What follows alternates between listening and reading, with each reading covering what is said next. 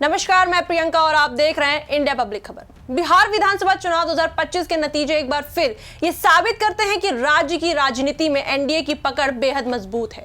इस चुनाव में एनडीए को कुल 202 सीटों के साथ शानदार जीत मिली है, जिसने सरकार बनाने का रास्ता पूरी तरह साफ कर दिया है।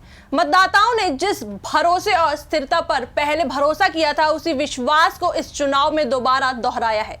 इस वजह से बिहार की राजनीति का परिचित चेहरा मुख्यमंत्री नीतीश कुमार अपने 10वें कार्यकाल की ओर बढ़ चुके हैं।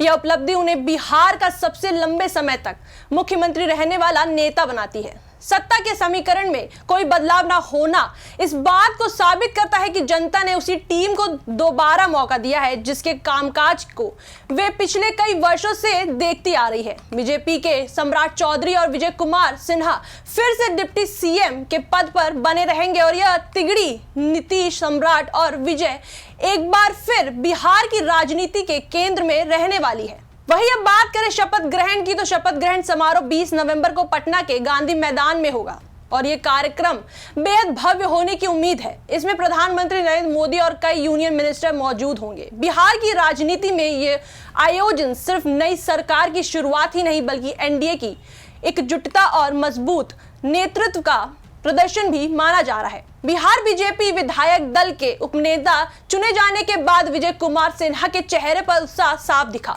उन्होंने पार्टी नेतृत्व के प्रति आभार व्यक्त करते हुए कहा कि प्रधानमंत्री नरेंद्र मोदी, केंद्रीय गृह मंत्री अमित शाह और राष्ट्रीय अध्यक्ष ने जो भरोसा उन पर जताया है, वह उनके लिए सम्मान और जिम्मेदारी दोनों है। विजय सिन्हा ने यह भी कहा कि वे इस भरोसे को पूरी निष्ठा से निभाएंगे और बिहार के विकास में खुद को पूरी तरह समर्पित करेंगे। वहीं उधर भाजपा विधायक दल के नेता चुने जाने के बाद सम्राट चौधरी ने भी पार्टी का धन्यवाद किया। उन्होंने कहा कि उन्हें इतनी बड़ी जिम्मेदारी देकर पार्टी ने उन पर विश्वास दिखाया है और वे इस भरोसे को हमेशा बनाए रखने की कोशिश करेंगे। सम्राट चौधरी ने दोहराया कि वे बिहार के विकास को तेजी से आगे बढ़ाने के लिए पूरी मेहनत से काम करेंगे। वहीं बीजेपी के केंद्रीय पर्यवेक्षक केपी मौर्य ने दोनों नेताओं को बधाई देते हुए कहा कि सम्राट चौधरी और विजय कुमार सिन्हा की जोड़ी फिट भी है और हिट भी। यह बीजेपी के लिए चौका है। हरियाणा, महाराष्ट्र, दिल्ली और अब बिहार पार्टी आगे की चुनौतियों के लिए पूरी तरह तैयार है। नीतीश कुमार का 10वां कार्यकाल शुरू होने जा रहा है और यह अपने आप में एक ऐतिहासिक उपलब्धि है। जेडीयू को इस चुनाव में 85 सीटें मिली हैं। एनडीए को कुल 202 सीटें हासिल हुई हैं, जो बहुमत से काफी ज्यादा है।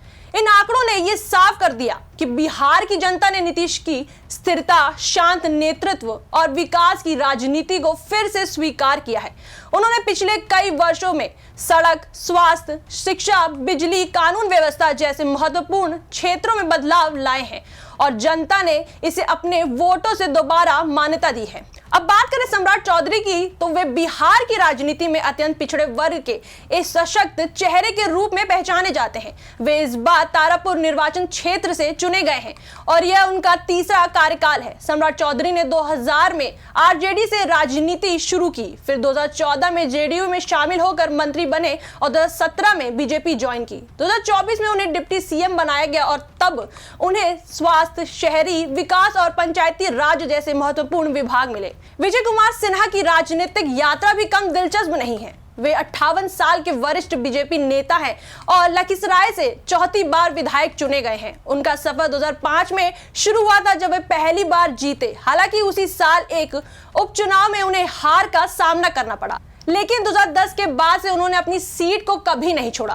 2022 से 2024 तक विपक्ष के नेता और 2024 से डिप्टी सीएम के रूप में उनकी भूमिका ने उन्हें राज्य की राजनीति में एक प्रमुख चेहरा बना दिया। पिछली सरकार में उन्हें पुलिस, बिजली और सिंचाई विभाग जैसे महत्वपूर्ण विभाग मिले थे, जबकि नई सरकार में विभागों का बंटवारा अभी होना बाकी है। नई सरकार के मंत्रिमंडल में 16 से 17 मंत्री शामिल किए जाएंगे और इनमें कुछ नए चेहरे भी देखने को मिल सकते हैं। कुल मिलाकर बिहार में एनडीए की यह जीत स्थिर नेतृत्व, संगठन की मजबूती और जनता के भरोसे की जीत है। नीतीश कुमार, सम्राट चौधरी और विजय कुमार सिन्हा की तिगड़ी एक बार फिर राज्य की कमान संभालेगी और उम्मीद है कि यह सरकार बिहार को विकास, रोजगार और बेहतर प्रशासन की दिशा में और आगे ले जाएगी। इस पर आपकी क्या राय है, हमें कमेंट सेक्शन में जरूर बताएं। वीडियो को लाइक करें, शेयर करें और हमारे चैनल को सब्सक्राइब करें।